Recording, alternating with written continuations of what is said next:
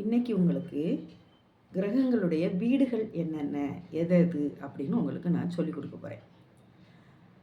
அதாவது மேச ராசி முதல் மீன ராசி வரை 12 வீடுகள் இருக்கு இல்லையா?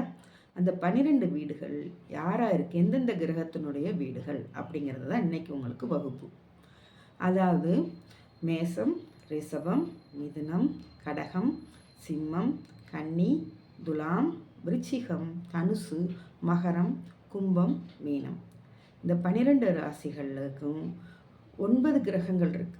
அதாவது சூரியன், சந்திரன், செவ்வாய், புதன், குரு, சுக்கிரன், சனி, ராகு, கேது. இந்த ராகு கேதுகளுக்கு உங்களுக்கு வீடுகள் கிடையாது. அப்போ யார் யாருக்கு வீடு இருக்குன்னு இப்போ பார்க்க போகிறோம்.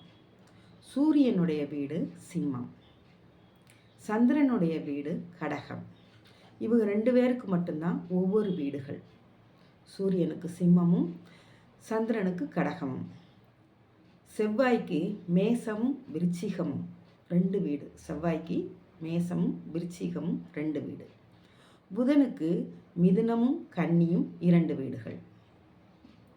குருவுக்கு தனுசும் மீனமும் 2 வீடுகள்.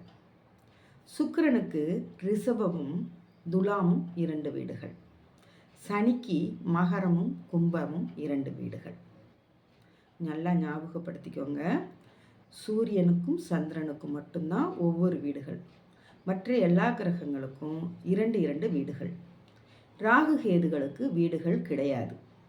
அவங்க எந்த வீட்டில் இருக்காங்களோ அந்த வீட்டை ஆக்கிரமிப்பு பண்ணிக்கிடுவாங்க. சொந்த வீடு கிடையாது. இந்த வகுப்பு இத்துடன் முடிகிறது. அடுத்த வகுப்பில் உங்களை சந்திக்கலாம்.